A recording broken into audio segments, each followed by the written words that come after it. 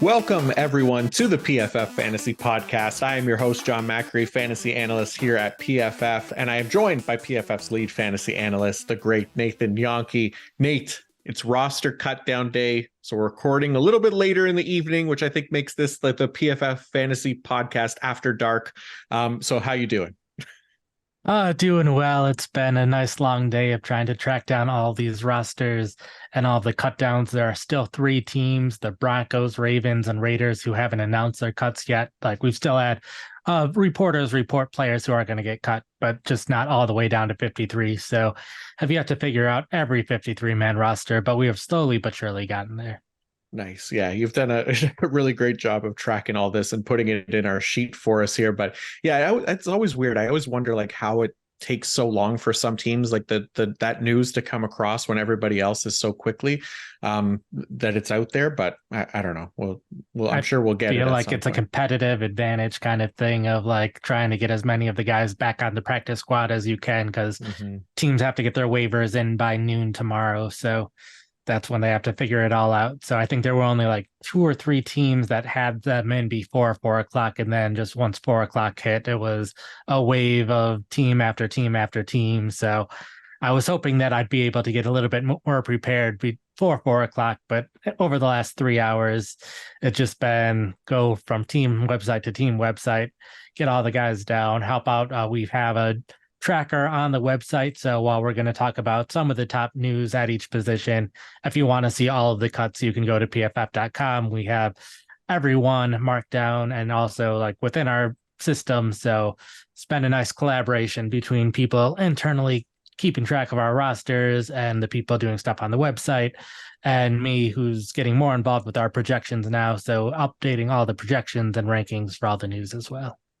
Yeah, that's awesome. Yeah, there's a lot to keep track of. So I wouldn't blame anybody if we missed anything here, but it definitely check out the website because it'll be updated as news comes in. But yeah, you mentioned it. Like we're going to kind of go over this stuff today. It's basically a pure news episode since it's such a big transaction day in the NFL with like hundreds of roster cuts and multiple trades happening as well.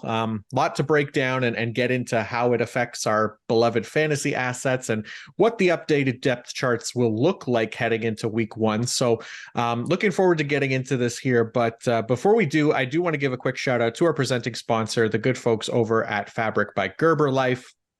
Fall is about the back to school and back to routine checklist. And the most important task on that list should be securing your family's financial future, starting with life insurance. Fabric by Gerber Life makes it easy, quick, and affordable to protect your family so you can get back to enjoying life.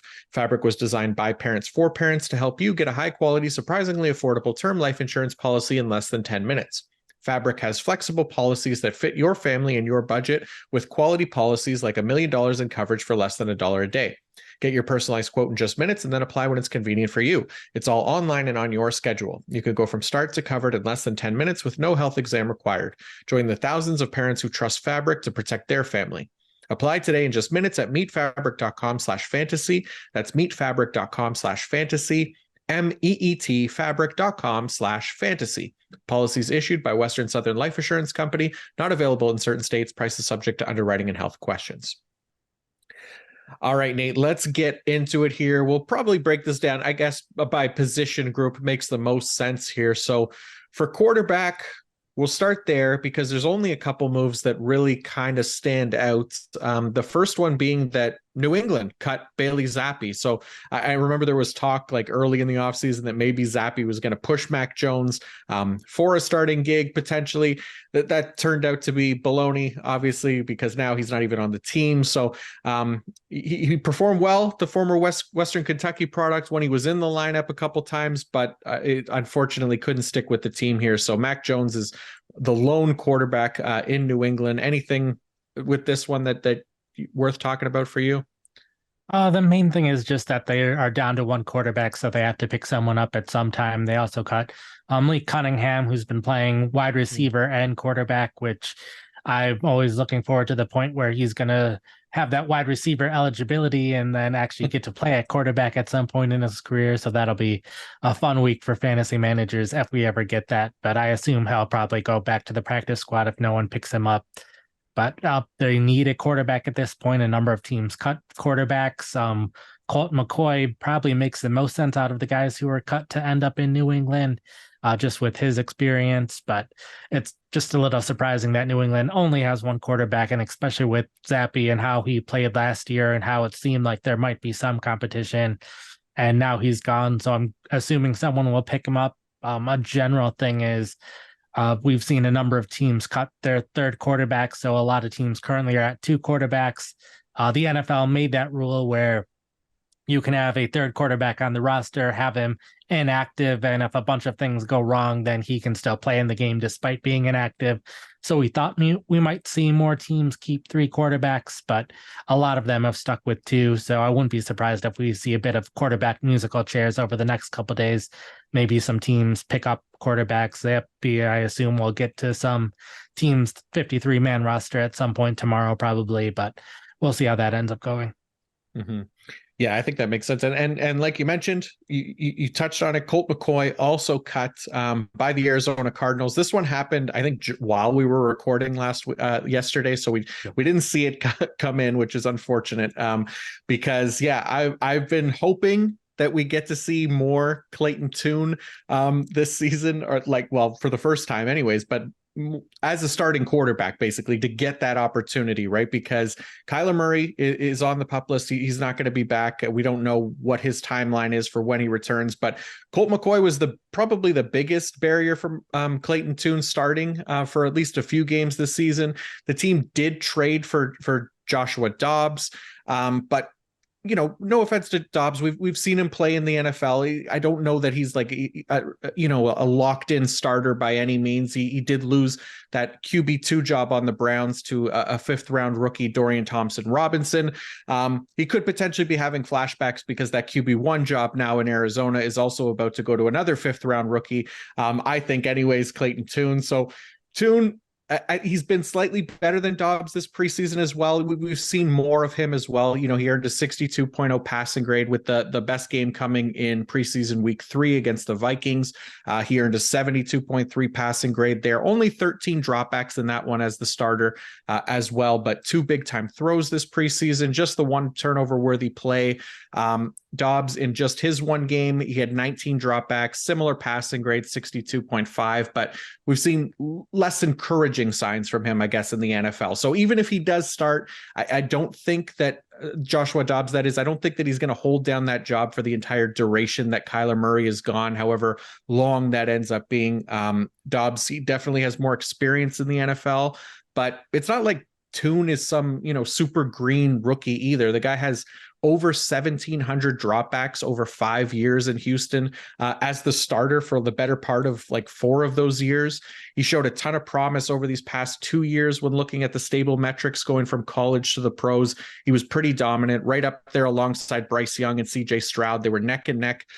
He just did it against slightly worse competition in the group of 5 they're playing for Houston. But I do want to highlight some of his stable metrics here from college to the NFL. These are the things that we find can stick from college to the pros. So if you look at his passing grade from a clean pocket since 2021, he earned a 93.2 passing grade, which was 3rd in this rookie class, right behind Stroud and Young. Passing grade on straight dropbacks, so no rollouts or anything like that. He also earned a 92.5 passing grade, which was also 3rd behind those guys. If you look at his passing grade on throws at or beyond the sticks, a 95.3, which was 2nd in the class. He limited negative plays. He had a negative play rate of 11.9%, which was 2nd in the class.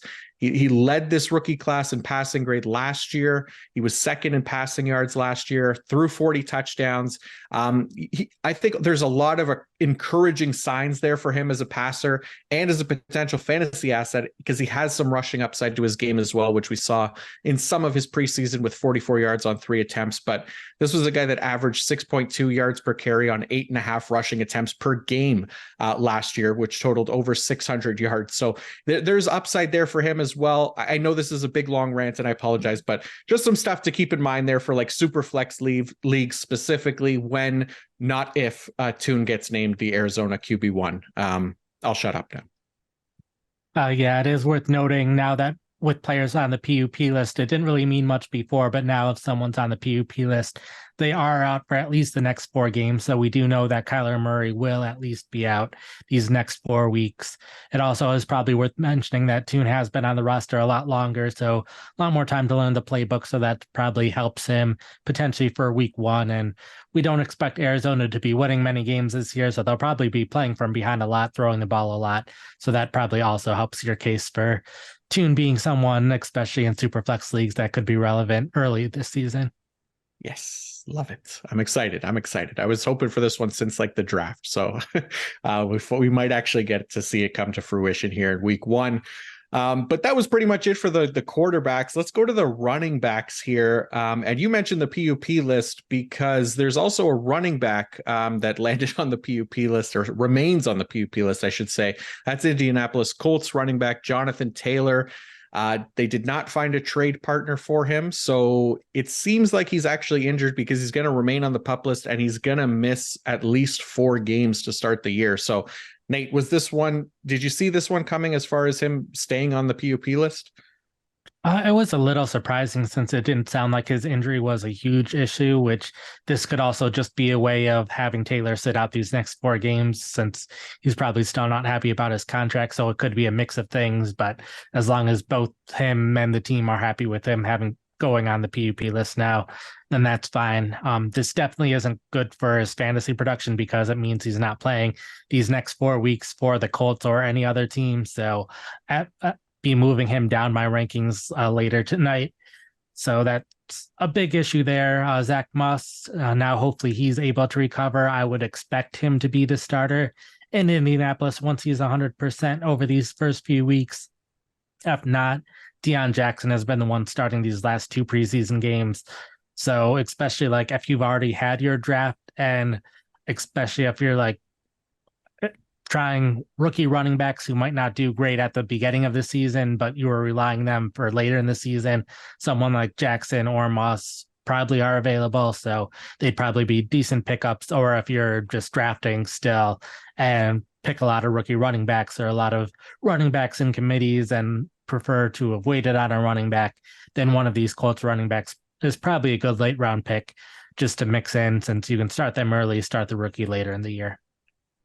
Yeah, I think like recently I've just been trying to get as much Zach Moss as I could, Deion Jackson as well. But I think you're right. If Zach Moss can get back healthy, he probably makes the most sense as the guy that would start. I know maybe he doesn't get like a full workload to his first game back, just coming back from injury, even though it was just an arm injury. But I think he's probably the most interesting one, and we talked about that with Kate as well a couple episodes ago. But yeah, the interesting situation here. That's for sure. I don't know if after those 4 weeks, if we'll see Jonathan Taylor on the Colts. He's somebody that I'm just continuing to avoid in drafts at this point. He just keeps falling down the board. Yeah, it'll be interesting to see how far his ADP falls at this point, since it's still not out of the question that he gets traded later in the year, since the relationship is so strained with the Colts. Then it's either play for them and then try to go somewhere else at the end of the year. They could franchise tag him, but that's going to be if it's already caused this much drama, I don't know if Indianapolis wants another year of this much drama. So at some point they do probably need to trade him. So he's already lost value for not playing these first 4 weeks. So they might as well try to trade him after the 4 weeks to get what they can. So there's a possibility he ends up with a team like Miami in 4 weeks, or any other team that has a running back injury. So he could still have plenty of value for the fantasy playoffs, just not someone that definitely out of the top 10 at this point. Mm-hmm. Yeah, we don't want more drama with Jonathan Taylor, that's for sure. And you mentioned Miami. So why don't we look at what they did today? So Miami actually cut Myles Gaskin, but Salvin Ahmed is still on the roster. So how are you looking at this backfield right now? Obviously, Jonathan Taylor's not there right now, and he's not going to be there in the first 4 weeks of the season at least. So we talked about this a little bit with Raheem Mostert and Devin Achane playing later in the preseason, maybe staying a little bit further down the depth chart. But how are you approaching this backfield right now? At the moment, I'm still fine getting Achane late just in case he starts to do more later in the year and starts making some plays. But right now, it's Raheem Mostert and Jeff Wilson that'll probably be acting very similar to what they did late last season, where 1 week it was one guy getting a little bit more work than the other week it was the other guy getting more work. It's still close to 50-50. So there will be games where one of these backs will have a good matchup, but it'll be hard to know which one it will be. So I'm not drafting much of either player for that reason, just because I don't know when I will be able to trust either of them to start. But for DFS, if you're still doing best ball, fine to have those running backs on the roster since they will have some good weeks. I think both running backs had at least 2 top 10 weeks at some point last season. So it's just pretty hard to predict when it will happen because Miami was changing what they were doing a lot last year, and they could very well be doing the same thing this year. Mm-hmm. Yeah, it's definitely going to be hard to trust either one week to week. They're good like zero running back maybe targets for fantasy managers that like to punt the position until the later rounds, and hopefully that one of those guys emerges as the clear starter. But you're most likely drafting them as your RB3 at best for most leagues. So you'd probably avoid putting them in the flex at least early in the season until we see that usage kind of shake out in Miami. But I'm with you. I think it could be very well just a split and very similar to what we've already seen from them. So all right, we've got Miami. What else happened here? We got the Baltimore Ravens. They signed Melvin Gordon earlier this offseason. He broke the news that J.K. Dobbins was holding out, and today he was released from the team. So J.K. Dobbins still not back, but what are we looking at here for the Baltimore backfield now? Yeah, I think this is probably a good sign for Dobbins just because they were fine cutting Gordon at this point. They still have Justice Hill. They still have Gus Edwards. So they'll probably be the two backs to go along with Dobbins like it's been the last couple of years as long as all of them are healthy. It's a similar thing with like Cincinnati's quarterbacks where they cut Trevor Siemian. So now they're down to 2 quarterbacks. So that's a pretty good sign that Joe Burrow is going to be fine for week 1 because if they had any worry whatsoever, then they probably would have kept another quarterback. So I just feel like this is a good sign for J.K. Dobbins that he should be good to go sooner rather than later, because if they had any worry that they probably would have kept Gordon. Yeah, I think that makes perfect sense. Any other ones, at least among the running back movement from today that you think is worth talking about? We had quite a few moves here. Oh, yeah. I think Detroit and New England are 2 interesting teams in that they only have 2 running backs on the roster right now. New England cut J.J. Taylor, Kevin Harris, Ty Montgomery. Detroit cut Craig Reynolds and Jamar Jefferson, and I think at least 1 or 2 other running backs. So both teams are down to 2 running backs at this point. Definitely would expect them to sign someone at this point, and there were plenty of running backs cut. So I think it's just a situation where we should see who they pick up, especially with New England. I think it'll be interesting seeing how much of a runner they get versus how much of a receiver, since we think Ramondre Stevenson is safe to get all of that receiving work, but there's a chance that they bring in a receiving back. Someone like Chicago cut Treston Ebner, who was a receiving back that they drafted a year ago. Chicago let them go. Gaskin, another example that we just talked about from Miami, even though at one point he was the every down starter in Miami, he was a little bit better as a receiver. So he's another guy that could go there. So I think that's probably most interesting for New England, where Detroit, they'll add a third running back. They probably won't see much playing time unless there's an injury, but it'll be worth seeing who ends up there, because if one of the other 2 backs does get injured, we could see the third back get pretty significant playing time. Yeah, definitely. I would definitely expect probably both teams to now add somebody. I didn't realize that. Yeah, New England went down to 2, so that's interesting after bringing in Zeke. But I mean, right now the way it stands, it looks good, obviously for Ramondre Stevenson and Ezekiel Elliott. But most teams don't just carry the two running backs for into the season on the 53-man roster. So there'll probably be somebody that comes in there, but we don't know who yet. So something to keep an eye out there for sure. Minnesota, sorry, cut Dwayne McBride as well. He was somebody that I liked this offseason. I know he was a 7th-round pick as a rookie, but thought he could maybe potentially push for that RB2 role in Minnesota behind Alexander Mattison. He had some really strong metrics in college as well, but looks like Ty Chandler is going to be the guy there. Kenny Wagner, we haven't seen him this preseason, so we're not sure exactly kind of how he fits into the mix, but he's always kind of struck me as more like a special teams, like kick returner type. So I think Ty Chandler feels safe as the RB2 there in Minnesota. Oh, yeah, that seems pretty safe. And then speaking of RB2s, in Dallas, we did have Malik Davis get cut. So Rico Dowdle should be the RB2 to start the season. And Arizona, Corey Clement, who was the RB2 to end last season, he was released. So Keontae Ingram, who's been the number 2 back for the last couple preseason games, it seems pretty clear he's the RB2 there. So if you're in a deeper league or looking for handcuffs to your starting running backs, those are the 2 to target there.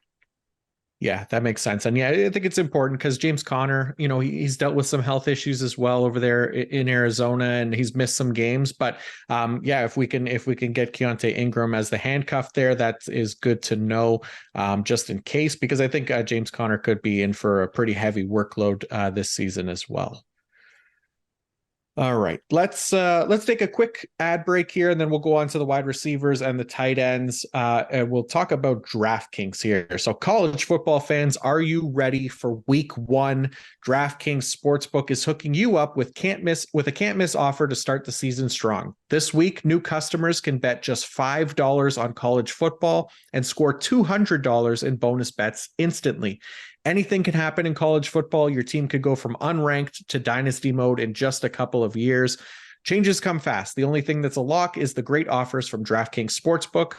Life's more fun when you're in on the action. Download the DraftKings Sportsbook app now and use code PFF.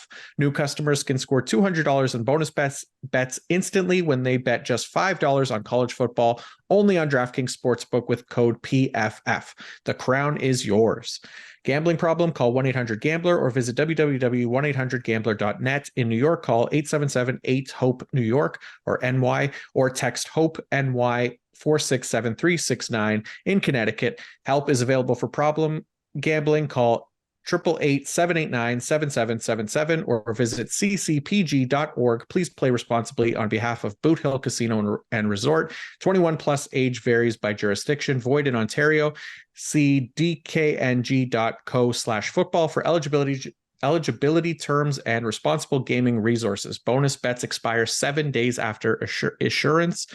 Eligibility and deposits restrictions apply. Wow, that was a mouthful. All right. Let's go to the wide receivers that saw some roster moves today. Nate, Justin Ross made the team in Kansas City. I know he's been a favorite of a lot of Devy and Dynasty people for a long time now, ever since his freshman year at Clemson, basically. Obviously, he's dealt with injuries, and that included last year as a rookie in the NFL as well. But we kind of have an idea of the pecking order here in Kansas City for the wide receiver depth chart. We just don't know what that usage is going to look like throughout an entire game, as these guys rotate pretty heavily depending on the situation. So any interest in Justin Ross here after he makes the team in 2023? First off, it's great that he was able to make the team after what he's gone through. So first off, it's good to see that he made it. For me, this probably makes it harder to draft any of the Kansas City wide receivers because now they have 7 wide receivers on the roster. I'm assuming at least one of them will be game day inactive each week, but that means we'll probably see 6 different wide receivers each week get at least a little bit of playing time. This is something that has happened in the past couple of years. They've gone from either 5 or 6 wide receivers rotating in and out. So now that they have 7 on the roster, I would assume that 6 will be rotating in and out. So that just makes it harder to draft or trust any of the Kansas City wide receivers. There's a chance that one of them can emerge as Patrick Mahomes' favorite target, but until that happens, I don't see any of them being someone that you can put in your fantasy starting lineup. You can try them in DFS. Someone's bound to have a good game each week. It just could be one of any 6 players. Yeah, there's going to be somebody. We just don't know who it's going to be. You may as well throw a dart there until we can kind of see this usage shake out a little bit. We know it's Travis Kelce, obviously, and then it's the rest of the company there in Kansas City. But yeah, it was nice. It definitely nice to see Justin Ross make the team, and hopefully he can kind of work his way in there and make an impact in the NFL the way he did at Clemson in that freshman season. What about Miami? So Robbie Chosen and Cedric Wilson were the names coming out of there. So Robbie Chosen was released, and Cedric Wilson actually reworked his contract. We've talked about the Jonathan Taylor trade. Do you think there's anything potentially having to do with that as far as reworking the contract, or is this just another one of those housekeeping moves? I think part of it is they wanted his contract lower. They also have Christian Wilkins that they were trying to re-sign to a longer-term deal. I don't think that they were able to work out a deal at this point. So that was probably also part of the logic in reworking Wilson's contract, but they were paying him a lot more money than what they were getting out of him last year, at least. Chosen is probably the most interesting wide receiver name that got released, since he seemed like a pretty clear 4th on the depth chart. He was starting a lot of these preseason games with one of the starting wide receivers out, with Braxton Berrios playing in the slot. This just further confirms that Berrios is the clear 3rd wide receiver in Miami. Should see decent amount of playing time. But Miami last year did like to rotate out Tyreek Hill and Jalen Waddle a decent amount, a bit more than top wide receivers typically get rotated out. So we probably will see Wilson a decent amount. Crawcraft, Eric Uzukanma is the other one there. So they still kept 6 wide receivers. So one of them very well could be fantasy relevant if we do have an injury to Tyreek Hill or Jalen Waddle at some point in the season, but we could also see all 3 of those backups getting some amount of playing time rather than just one player replacing one of the starters, where it seemed like Chosen would be the one replacing one of the starters if they were injured prior to him getting released. Yeah, makes sense. And we saw like Trent Sherfield there work his way into the fantasy, like at least some fantasy relevancy a little bit last year as that 3rd guy, like for deeper leagues. So maybe there is somebody here that can kind of emerge. Like you said, maybe it's a Braxton Berrios or whoever, but interesting situation to keep an eye on there for those deeper leagues. I just realized this one. I didn't see it in the doc until now, but the New York Giants cut Jamison Crowder, Cole Beasley, David Sills, and Wan'Dale Robinson was activated off the PUP list. So this one's interesting because I think people were excited about Wan'Dale Robinson after last year for a couple of games that we saw him kind of flash. There's still a lot of wide receivers in New York to kind of keep track of, but any interest in Wan'Dale Robinson now that he's been activated off the PUP list? It's good to see that he should be good to go for the start of the season. It sounded like they've been hopeful for that for a while. The big thing for me is Paris Campbell is probably the wide receiver that they've invested the most in the past year. So it's really Campbell versus Robinson for that slot role. I think Campbell will at least start the season as the starter, and it'll just be interesting to see how much playing time they both get. But there's a chance that they cancel each other out if they are both playing half the time in the slot and they still have 4 outside wide receivers. So like Sterling Shepard, who's played both outside and in the slot over his career, he seems to be more on the outside throughout the preseason, which is probably where he will be. But New York has 4 outside receivers who I expect all will get playing time, 2 slot receivers who I expect both to get playing time. So I think this pretty well shook out how we expected based on preseason usage, but it's still 6 wide receivers, and Darren Waller could very well still be the one to lead the team in targets. Yeah, very similar situation to the Chiefs, right? Where we probably want the tight end first and foremost, and then everybody else is going to have their weeks, but should be a pretty heavy rotation there between, Isaiah Hodgins, Jalen Hyatt, Darius Slayton, Sterling Shepard, Paris Campbell, Wan'Dale Robinson. So, I'm glad to see Wan'Dale Robinson back, but definitely kind of a wait and see. I'm sure dynasty managers are happy to see him back as well.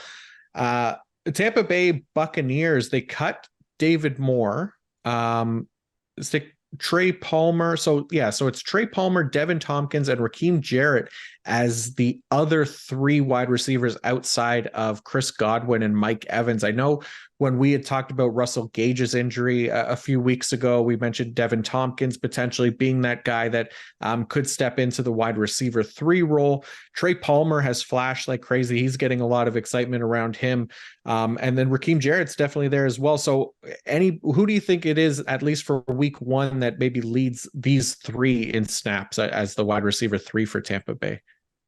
I think it'll probably be Palmer. I was leaning towards David Moore probably being that player because he was the most senior of the group, and Moore and Palmer were playing more on the outside where the other wide receivers were playing more in the slot, but they had Chris Godwin to take the slot role. So I think Palmer is the one who emerges, which is who a lot of people were hoping would emerge from the group based on what he was able to do in college. So this kind of paves the way for Palmer to be that wide receiver 3 pretty much right away for Tampa Bay. Yeah, it's such an interesting offense, right? Like if Baker Mayfield can be like as good as he was, at least with the Rams at the end of last year, he showed some flashes that he could still be a quality NFL quarterback, and there's weapons for him here in Tampa Bay to perhaps do something and keep these guys all fantasy relevant, but it's going to take a lot of passing. I don't know that they'll pass as much as they did last year after leading the league in that regard. So will be interesting at least to keep an eye on. But yeah, nice to see Trey Palmer getting the potential start here for Tampa Bay now in week 1. Anything else as far as wide receivers go? Any movement here that caught your eye? Yeah, it's been catching my eye while this has been going on. Denver's made some moves finally, including cutting Lil Jordan Humphrey as well as Marquez Callaway, and also their running back Tony Jones. So all these former Saints that were going with Sean Payton to Denver now no longer with Denver. So Denver is pretty thin at wide receiver right now. Brandon Johnson is probably the very clear wide receiver 3 for as long as Jerry Jeudy's out. But if anything, I would say this is probably a positive sign for Jeudy that they were cutting so many wide receivers, since I think it's just Sutton and Mims, obviously on the outside, Jeudy when he's healthy, Brandon Johnson's the main backup, and then Michael Bandy is the only other one on the roster who had a number 46 before, so it didn't seem like he was going to be someone to make the roster. But that really limits the wide receivers that they have. So if anything, this feels like a good sign for Jeudy that he's going to be back sooner rather than later. I haven't seen anything about Jeudy potentially being on any injured list right now. So the fact that he's not going on, they would have to wait until tomorrow to put him on injured reserve, but the physically unable to perform, he's not going on that list. So we'll see tomorrow, because tomorrow's the day that teams can put people on injured reserve and them only be out for 3 weeks rather than the entire season. But Denver's the big one. And then just going to go back to quarterbacks for a little bit. Baltimore cut just Josh Johnson, who seemed like he could be potentially the backup quarterback there in Baltimore, but that's not going to be the case. Interesting. Okay. Yeah, I think that Denver situation is really interesting. I mean, we literally talked about Lil Jordan Humphrey, I think yesterday, right? In the episode, because Jerry Jeudy was hurt and there were almost no other options on the team, because they also had released Kendall Hinton, right? So yep. Yeah, I think it does probably point to a good sign that Jerry Jeudy is potentially going to be back sooner rather than later. Maybe they have their eye on one of these guys that was released today, maybe a Jamison Crowder or a Cole Beasley, guys that stand out as kind of those slot guys, and could potentially be picked up on waivers in the next day or two. So very interesting. It's a thin group there. It continues to be Marvin Mims and Cortland Sutton right now, but hopefully Jerry Jeudy gets back and healthy, because yeah, he has that wide receiver 1 potential like we've talked about. We just needs to get healthy here. So wow, interesting. All right. So one more that I want to add, Indianapolis. I just want to mention that they are another team that cut down to only 4 wide receivers. Isaiah McKenzie is their only backup wide receiver at this point. They cut Michael Strachan, Brashad Perryman, Juwan Winfrey, Mari Rogers. So they only have 4 wide receivers on the roster, Isaiah McKenzie being a backup slot receiver. So their primary outside backup wide receiver, completely wide open to whoever they pick up off waivers or end up bringing back to the team. But they will definitely be adding at least 1 wide receiver in the next couple of days. And whoever they add is a starter if something happens to Michael Pittman or Alec Pierce. So whoever they do add is someone to at least remember in case there is an injury down the line. Interesting. Okay. So 4 wide receivers in Indianapolis. Man, yeah, there is a lot of names here to go through, but yeah, this is a situation like it's still a lot of this stuff's going to continue to get sorted, right? Because these guys they're cut, but they're not gone forever, right? They can go to new teams and get moved around. And I know, I was on a Cleveland television station yesterday, Sports for CLE, and we were talking about Austin Watkins, who was on our PFF preseason team of the preseason, I guess it was, because he led the preseason in receiving yards, and he had like 3 really strong games in receiving grade. He was released today as well. Thought maybe he had some potential to stick there as a 6th or 7th wide receiver if they held that many, but obviously it means potentially Marquise Goodwin is healthy, unless he was cut today and I didn't see it, but there's some interesting. He made the team, so we didn't see him. He wasn't healthy, but it makes sense that he would make the team there after they released Watkins in Cleveland, but not somebody that I'd expect to see be fantasy relevant. So we could move on from them. All right, let's go to the tight ends, because there was at least a trade among the tight ends today, and Denver was originally gonna release Albert Ogwabunam, but they ended up trading him to the Philadelphia Eagles. So Albert O, it was a guy that flashed in a limited sample size a couple of years ago, and there was hopes that maybe he could be fantasy relevant there in Denver. It didn't work out, but now he goes to Philadelphia, potentially to be the tight end 2 there behind Dallas Goedert. What do you think about this move for Albert O to Philadelphia? Sure. First, I'll talk about Denver, and I think this is good for Greg Dulcich just because that's 1 fewer tight end to compete with on passing downs. With how good Albert O looked in the preseason, how good he looked in his rookie year, there was at least a chance that he could see some playing time. And especially, we were just talking about how thin Denver is at wide receiver at the moment. This means that he should see a pretty significant amount of playing time, despite the rotation that they'll have at tight end. So it'll be pretty interesting to see how he's used in week 1 in Denver. But then for Philadelphia's side of things, I think he'll see some playing time early on. I don't think I'm all that concerned about Dallas Goedert at the moment. Might be concerned more long-term just because Dallas Goedert is getting up there a little bit in age. So over time, we might see Albert O get more involved just if he starts living up to his talent. So something I might be a little more concerned about in Dynasty than in redraft right now. But I think it's just a good situation for him. I was kind of hoping that he might end up in somewhere like Miami rather than a team that already has a very clear-cut number 1 tight end. But this probably means he's not fantasy relevant, but it might mean that we do have at least 1 more handcuffed tight end in the NFL, because right now Baltimore is probably the only situation where we have a handcuffed tight end and Isaiah Likely. So now maybe we have 2 of them. Yeah, good point. That's interesting. And I think it makes sense for Denver, right? Like Greg Dulcich showed a lot as a receiver. Adam Troutman is there, obviously somebody that they seem pretty happy with.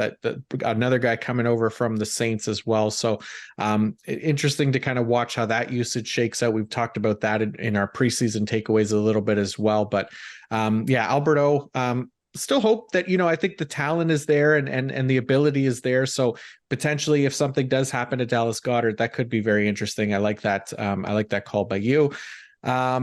Also, in New Orleans, they cut Jesse James, which means that Jimmy Graham, who we were shocked that he was still signing with teams in the NFL, is going to stay with the New Orleans Saints, seemingly.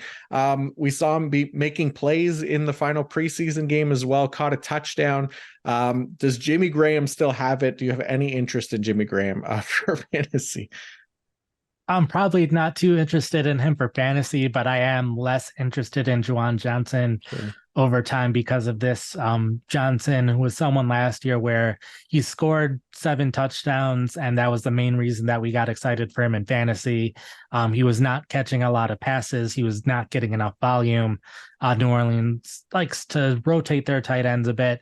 They added Foster Moreau this offseason, who already has plenty of experience with Derek Carr over these past couple of years. So luckily, Moreau has still stayed more as a run blocking tight end than a receiving tight end so far, based on how he was used in the preseason. But that is playing time that Johnson's not going to get. And with Johnson's big thing being touchdowns last year, Jimmy Graham is a taller, bigger tight end who has historically been a very good red zone threat. So if he's going to do anything this season, it's going to be catch a couple of touchdowns here and there. And that means fewer touchdowns for Johnson, which was the one thing that he was doing well last year. So Johnson, I still think, is a good player, but I don't think he's going to see enough volume to be fantasy relevant this season. Plus, Taysom Hill is still there as a tight end who said he wants to be more as a tight end this year. And they added new running backs, new quarterbacks. Probably not going to be running as much with Hill, probably not going to be passing as much as Hill. So if Hill is going to do anything, it's probably going to be more as a receiver than what he was doing last year. Nice. Yeah, I'm here for it. I'm here for the Jimmy Graham resurgence at whatever it is, 40 something years old. No, I don't think he's that old, but not quite. All right. Other tight end news. You did mention Miami as well as maybe a potential spot for Albert O to go to, or at least was a hopeful spot there, because right now it's Durham Smythe and Julian Hill. They cut Tyler Kroft and Eric Saubert went on IR. So this is a thin tight end group. I mean, Durham Smythe appears to be like the kind of clear-cut tight end one, but is there going to be a relevant fantasy tight end in Miami this year? I don't think there will be, but the fact that they only have 2 on the roster means to me that they're going to at least add someone at some point of time over the next day or two. So I'm curious to see who that person is. It could be an interesting name, in which case I might be a little bit more interested, but before definitely was not interested with who Miami had there. But knowing that they have to bring someone in at this point, I'm at least curious to see who that person is. Mm-hmm. Yeah, hopefully somebody with the receiving profile to get us a little bit excited for fantasy, but there's not much out there right now for the tight end position. So anything stand out? Anything other? There's a couple other moves here, but anything else you want to talk about before we close her down here? I'll mention in Pittsburgh, they cut Zach Gentry, who was their number 2 tight end last season, saw significant playing time, primarily as a run blocker, but it did impact things with Pat Freiermuth. They added Darnell Washington, who will now be their tight end 2 and see significant playing time. I'll be pretty interested to see how the playing time shakes out between Freiermuth and Washington. The last 2 preseason games, Freiermuth has played all of the snaps with the starters, which if he does see more playing time this year than he saw last year, then that could inch him closer to being a potential top 5 tight end. He was in that kind of range of guys that I've been typically avoiding outside of the top 7, but picked before a lot of these sleeper tight ends. But he is a young tight end with a lot of talent. The problem with him was playing time last season, and that playing time was blocked by Gentry, who is now no longer on the roster. So there's at least a chance he sees more playing time this year. There's also a chance that they like Washington more than Gentry, to the point where Washington sees more playing time than Gentry was getting last year, in which case Freiermuth might see less playing time. But I think it's an interesting situation to follow, and it's at least better that they have fewer tight ends on the roster now for the tight ends that are left, since there are teams like Atlanta who have kept 4 tight ends on the roster, including John Fitzpatrick. They cut Parker Hesse. So Fitzpatrick more of a receiving tight end than a blocker. So it's not a great thing for Pitts that they have so many tight ends on the roster, since there could be more 2 tight ends sets that he's not on the field. There could even be 3 tight end sets where he's not on the field. So it'll be interesting to see how that shakes out. But it could also just be a simple, they like having their tight ends on special teams plays as well. So we might not see Fitzpatrick all that much in the offense. Yeah, I think that this feels like one of Arthur Smith's favorite pastimes is playing mind games with fantasy managers. So keeping 4 tight ends on the roster to upset Kyle Pitts managers is just another day as the Atlanta head coach there for Arthur Smith, messing with us a little bit. But yeah, this is pretty much that's all the tight end news. I mean, like you said, there's still Baltimore, Denver, and there was another team as well that hadn't. The Raiders are the only one that I haven't seen at this point, but Denver and Baltimore have released them while we've been on this. So. Okay, so hopefully Raiders come in, and hopefully it's nothing too earth shattering that when we turn the mics off here, it's not worth talking about, but we'll see. At least you can always check Nathan's Twitter feed for an update there as well. But that's going to do it, at least for the fantasy implications of today's roster moves. So hopefully that clears up some of the depth charts a bit for everyone to get ready for fantasy drafts. And speaking of drafts, we're back at it with another head-to-head 5-rounder here. Nate, sadly, your winning streak was short-lived. I won the 5 characters draft yesterday, but we got a fun one today. So we've talked about doing this one for a while now, and we're going to be drafting the best MCU movies. Obviously, some great options here. You got the first pick. I'm excited to see where you go with this one. Yeah, since you were able to win by just picking comic book characters with your red characters, I'm like, let's do something where we both are stuck with comic book things. So it's a little bit more of a fair fight than me choosing some fun red characters like Mr. Krabs and that potentially costing me.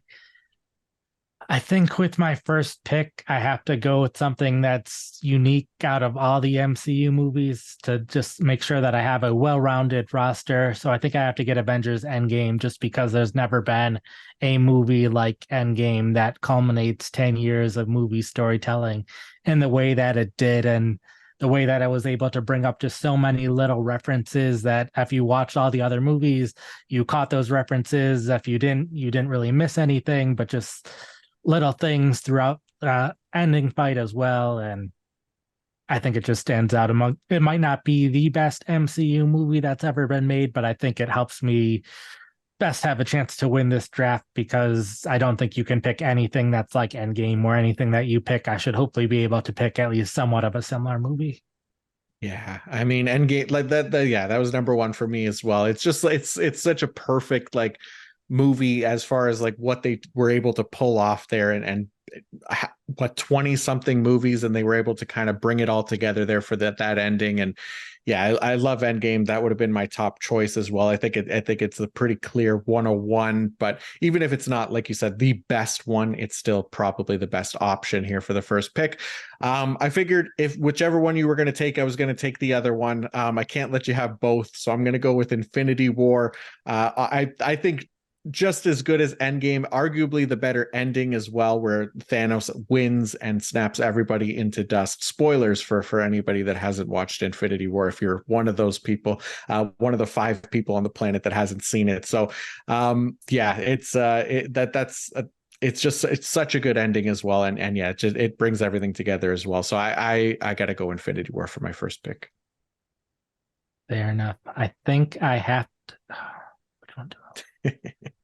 There's too many good options here. I think I'm going to go with Thor Ragnarok for the next one. I think since there's just so many different kinds of MCU movies, but in terms of humor, I think that one probably takes the cake. It's amazing. Yeah, it was in my top tier for sure. I love Ragnarok. Yeah, that's a great choice. So you're right. It is tough. It's tough to pick one. It's like picking your favorite children here, especially all the pre Endgame movies that came out. They're all really, really solid. I'm going to go with Winter Soldier, though. Captain America, Winter Soldier. I think not just like a great comic book movie, but just like a legitimately great movie. I think even if for people that maybe aren't like comic book fans and like a good action movie, Winter Soldier has it all. So I love the story there. I was never a big like Captain America fan. I always thought he was kind of a bland, boring character, but he turned it around for me in this movie because of that movie alone. So I have to put Winter Soldier here. I think I'm going to stick with phase three, at least for a little bit longer. I think I'm going to go with Black Panther next. I think the highest reviewed movie in the MCU ever at this point. And I think just in terms of so many of these movies that I'm picking and will probably continue to pick, you have to probably watch a lot of the other movies in order to get fully fulfilled by the movie. But I think Black Panther stands alone as you can have someone watch Black Panther, not watch anything else in the MCU before or after it, and still be able to really enjoy the movie and get the most out of that movie. That's very true. Yeah, that's a great pick as well. Damn. Oh man. All right. So I got a list here, but I didn't order them. So I'm just going based on feeling here. I think I'm gonna go with the first like post Endgame movie, and it's Spider-Man No Way Home. I love Spider-Man No Way Home. Just the way that it brought together the like Willem Dafoe Green Goblin, Dr. Octopus as well, from like the Tobey Maguire Spider-Man movies, Andrew Garfield Spider-Man as well. Brought all that together and then introduced like a multiverse and everything. That it just hit every box for me. I loved No Way Home. So that'll be in there for me for sure. All right, so this is my fourth pick, I think. Yeah. And you haven't picked Guardians of the Galaxy yet. So you're not going to be able to get Guardians of the Galaxy at this point. I was considering Guardians of the Galaxy or Thor Ragnarok at 2, and I'm like, I like Ragnarok more than Guardians of the Galaxy, but I also knew you probably wanted Guardians. But if you're going to let Guardians slip to the fourth round, then I'm going to go ahead and take Guardians of the Galaxy. Oh my God. Yeah. I literally have them like right beside each other. And I was kind of doing like eaty, miny, miny, mo in my head. Uh, oh my God. All right. So you got Guardians. Great pick. Damn. That is that's yeah, I can't argue that one. That's really good. All right. Let me go with God, this is tough. I'm gonna go the first Avengers movie. I'll go with that one. The original one that brought all the movies to the first phase of movies together. Just kind of we'd never seen really anything like it as far as like comic book movies go. We'd always seen individual superhero movies, but we'd never seen like a really good team up like that. And yeah, I think Avengers, the first one, deserves to get in here in the top 5. There. I think if we're going to honor phase one with this draft, I think I also need to honor phase one. So I'll go with the original Iron Man movie. Wow. The thing that kicked it all off, I remember seeing that in theaters when I was still in college, even though I knew nothing about Iron Man, and really enjoying that movie, and like plenty of times watching MCU rewatches of everything, and Iron Man still holds up. And then you watch all the other movies in phase one between Iron Man and the Avengers, and it's like, so like people are complaining about phase 4 now, and it's like, yeah, phase 4 hasn't been as good as phase 3, but when you're comparing it to phase 1, even though I didn't pick any movies from phase 4, so maybe I shouldn't be hyping out phase 4 after not picking any of their movies, but I think Iron Man definitely needs to get drafted after kicking everything off. So I will take Iron Man with my last pick. Yeah, that first Iron Man, it's so good. It's a perfect movie as well. I love it. Yeah, would have absolutely been my next pick. Yeah, Thor 1 and 2 are not on there for me. Neither is the first Captain America. As much as I can respect what they did there, they don't make the top 10 for me. But it's between, oh God, this is so hard. Guardians of the Galaxy 2, because you took one from me, and Civil War. I have 2 Avengers movies already. I really love Guardians 2. I'm going to say Guardians 2. I can't not put Guardians of the Galaxy in some form on there.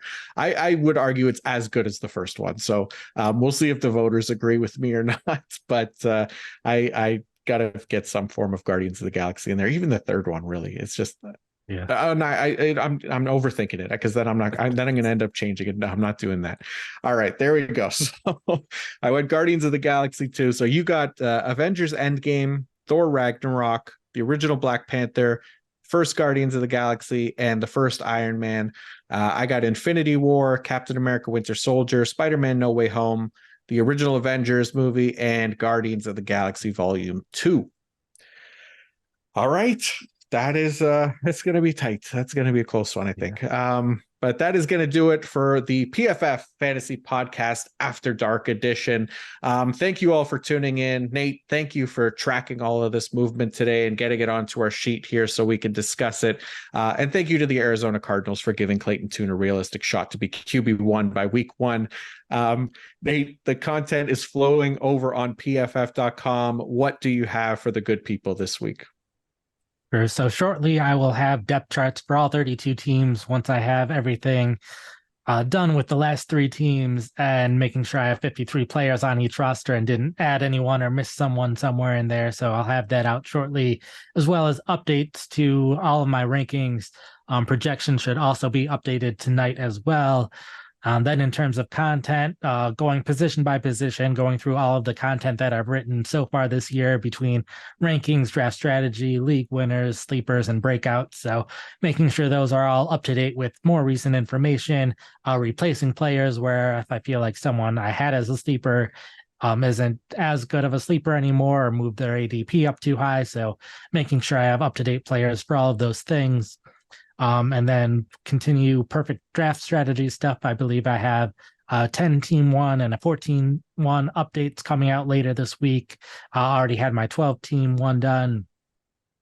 And I have other stuff. I think I have at least 30 to 40 pieces that I'm either updating or writing this week. So there's plenty to go. So anything that you need will be up on pff.com. There you go, folks. Make sure you check it out. Nate is not sleeping. He's making sure that he gets all of the fantasy content out for you to get you ready for your drafts. I got a few things this week. I got all my rankings and tiers articles updated from quarterback, running back, wide receiver, tight end, all the way to the IDPs, linebackers, defensive backs, defensive linemen. All of that stuff is going to be updated by this week. Also writing up some of the perfect draft strategy stuff that Nate's done, but doing it for super flex leagues. So this today actually picks 1 to 3 draft strategy dropped. 4 to 6 is tomorrow. And then we'll have 7 to 9 and 10 to 12 also coming up this week. So be sure to check that out if you're into super flex leagues using, I'm using the sleeper ADP there so you can follow along there. Sleeper is one of the most popular drafting platform now. So tomorrow I am back all by my lonesome, bringing you all my full offense plus IDP draft strategy. So I'm excited for that. Going to be lots of tidbits in there that you should find helpful. So definitely be sure to tune into that if you're into IDP or maybe you want to learn more about fantasy leagues with individual defensive players. So either way, give it a listen. And until then, peace out.